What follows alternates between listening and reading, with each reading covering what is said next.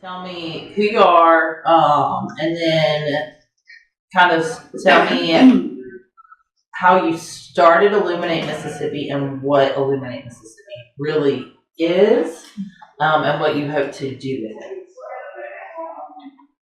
Well, trying to think of where this thing, the whole thing started. It kind of started for me getting out and getting to know the musicians and the people who were supporting them. And as beautiful as the community was, and the whole fact that people weren't aware of what was even going on, they all wanted to see a great band, but they only know about the amphitheater or things in Biloxi or Ground Zero. You know, those are wonderful places. But we have so much more to Mississippi than just these bigger masses. All these little smaller communities where I'd go to a dive bar or I'd go to a place in Jackson that's legendary. We have so many different sources.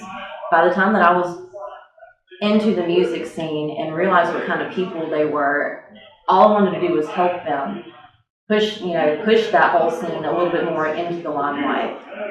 And the more I did it for them, the more I started branching out and seeing more people who were playing with me. Oh my God, I'm discovering all this. Yeah. And I'm this excited about it. Can you imagine how excited everybody else is going to be when they find out? Absolutely. So, started out with Behind Mississippi, actually. My friend Monty Montgomery started that page. He's someone that's lived in several other states. He came here for a job, started up Behind Mississippi, and when he was leaving here to move to another state, he wanted someone to take over that page. Mm-hmm. So I did filming for him for 3 or 4 months. You know, got that itch going as far as videos for him before I ended up moving over to Houston for a little while. Needed a little reset button and see what you can do outside of the box. Learn what everybody else's communities are like, really. You find out a little more about the world because it helps you see and appreciate what you've got in your own community. So when I came back over here, I immediately messaged them, let them know as soon as I get settled in, I want to get back into this. You know, this is my passion. I've really missed it. Been gone for a while. I had so many ideas that kept firing off that I wanted to help the community with, but it wasn't my page.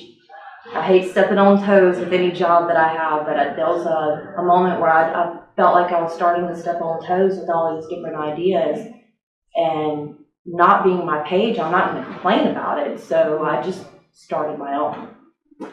And gosh, it took off immediately. Hey, you're pretty dang good. The first event, Cordless Corner was going on at the time, and there was people from different communities that I had gotten out to and met, you know, someone from the Meridian area, someone, I don't know, just all over the place. And that was kind of the whole idea of why I wanted to get it started to begin with, was to spread more awareness. Started traveling to open mics in Meridian. I'd go over to Vicksburg, meet the people who were bigger ambassadors for their own community, and it just gave me this huge idea. If we can take all these little spotlights around the state, everyone's got pages for their own area, everyone's got pages for a specific genre or whatnot, and we need all of those.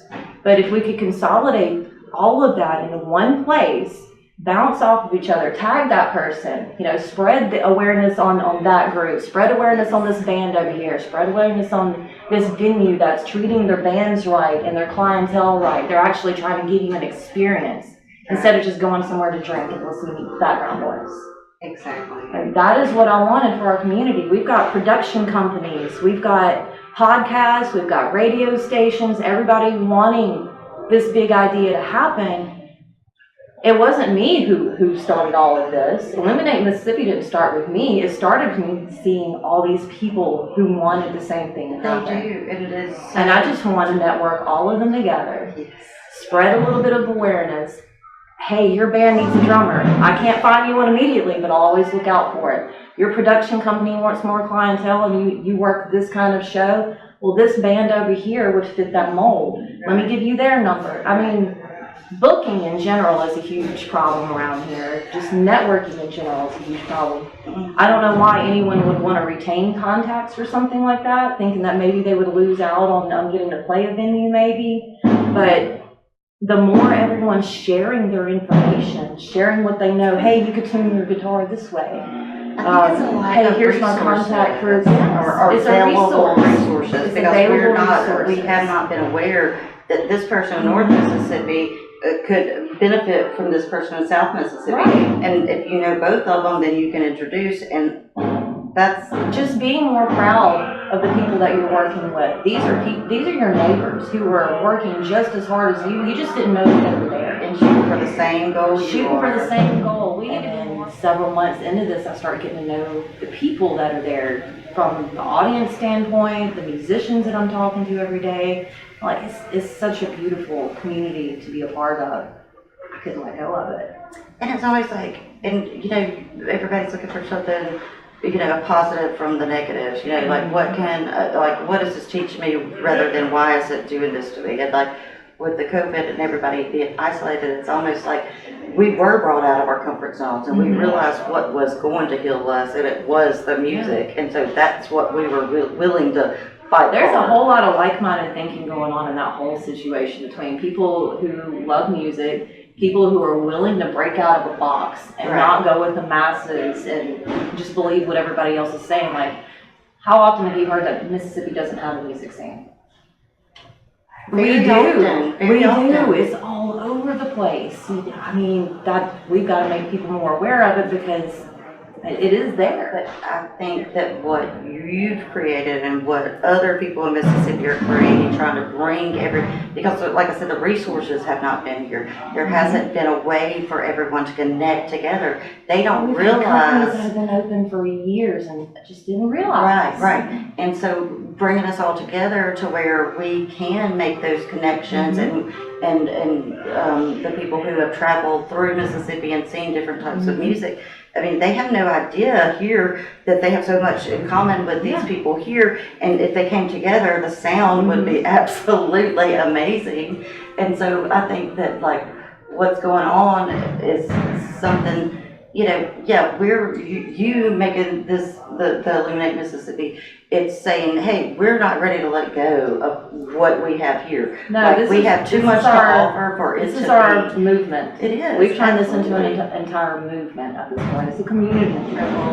You know, from the coast to North Mississippi, Hill Country Blues to Hattiesburg. I live in Natchez. You know, I've seen. That's something that we had in common was we both lived in various parts of the state. Exactly. When people ask me where I'm from, I do have a spot where my family is from. Exactly. But I tell everybody I'm from Mississippi, and everybody's got their own little community.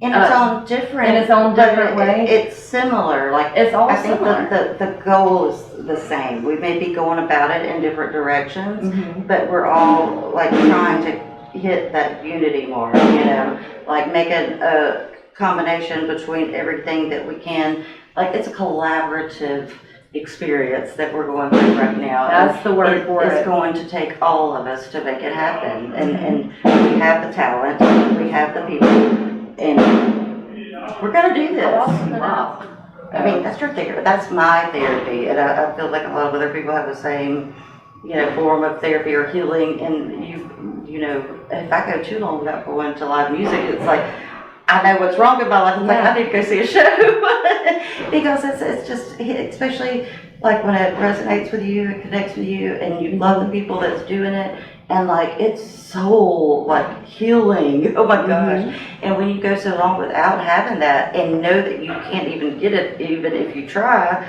then when it's brought back to you, it's always like, should I do it? You know, because you've got so conditioned to stay at home and being away from people to keep yourself, and not just yourself, but your children, your elder relatives, you know, like I was in fear of like all of that stuff.